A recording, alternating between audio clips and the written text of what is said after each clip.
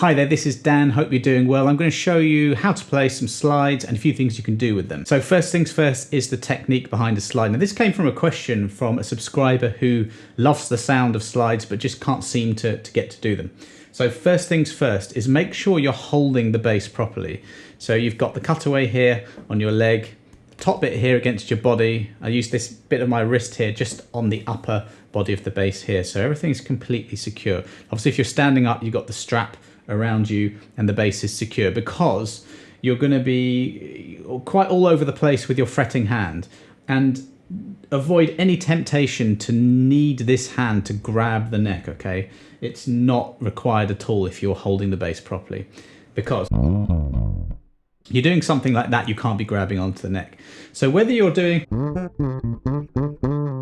a slide like that, which we'll get onto, or something like that, the way you play a slide is always the same. So when you fret a note, let's say for example the 3rd fret of the E string, the G, you just apply some pressure behind the fret, not too much pressure, just a nice light touch until you get a note. Now if you lift up your finger, not completely away from the string, but just up, the note will stop, okay? So the idea of a slide, and I definitely remember years and years ago now, my first slides, and just really being quite confused by them, because I was used to that way of playing, fretting a note and coming up.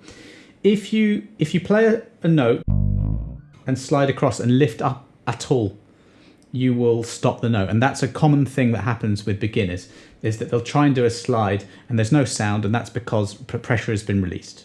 So what you want to do is you can have slides on any string in any direction. I'll show you a few of those.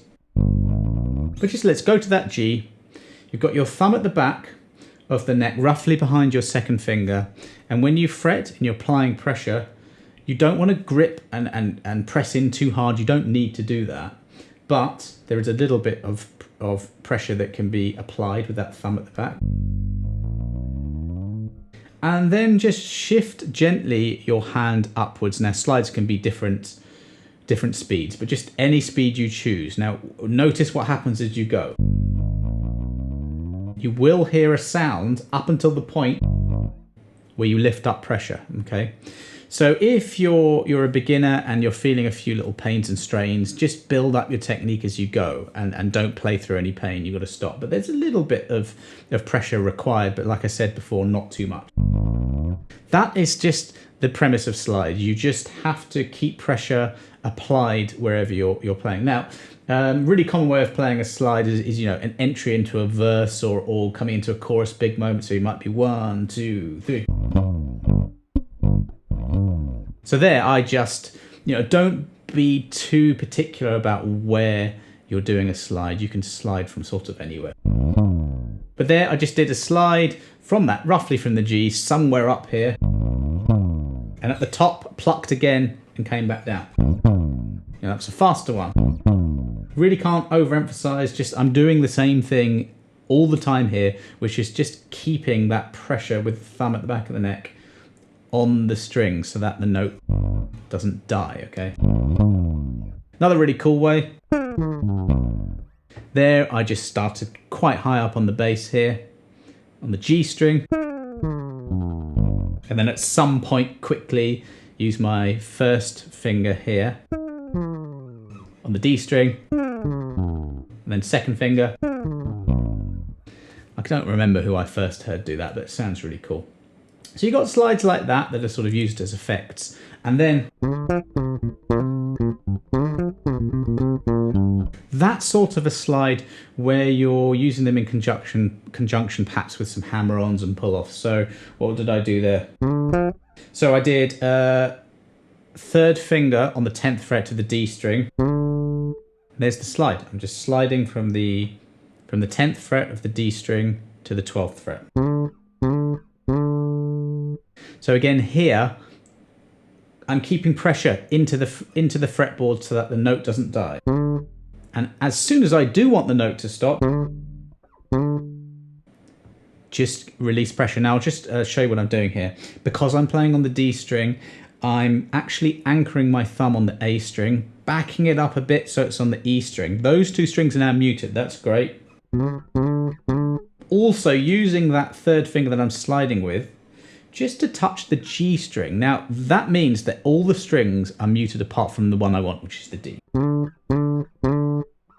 So even though that's really simple what I'm doing, I'm just doing a slide from the 10th fret to the 12th. Practice that, and then practice intentionally releasing pressure so the note stops. So what sounds simple, there's actually quite a lot of little tiny movements going on here.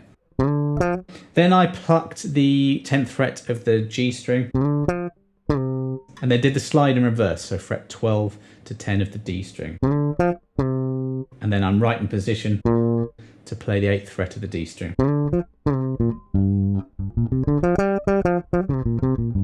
That, by the way, is just a minor pentatonic scale, really great for practicing slides in and out. So you can use slides in melodic bass lines or solos or as effects into passages. A really, really good bass line is Purple Stain by Red Hot Chili Peppers. I think it's on Californication. And it's something like this. It's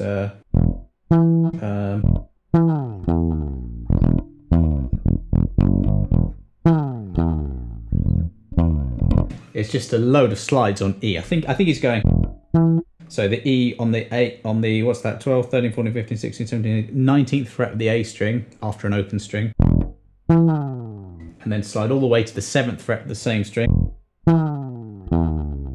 Catch that slide. And then it's an E. And then another slide, I'm doing it 12th fret of the E string. It's a really good example of a bass line where slides are actually used in a musical way. So there you have it. The two real main uses of slides when you're playing bass are within bass lines, fills or solos, usually in conjunction with hammer-ons, pull-offs and other articulations. And then just your good old, that sort of a slide. The technique behind it is pretty much the same.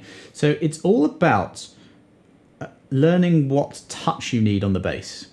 You don't need to be pressing down too hard. If you do, that's going to choke the bass. It's going to give you carpal tunnel syndrome in a few years. So just really aim for having a light touch, but you need to practice enough times that it becomes familiar from unfamiliar. Okay, so anything you ever do when you play the bass and you're starting out or coming back to it after years will just feel awkward. So just consistent practice every day until it feels good, and that's really the process. There's no secret behind it. That's how you'll get good at slides and anything else on the bass. So I hope you enjoyed that video. Any questions you have, do let me know.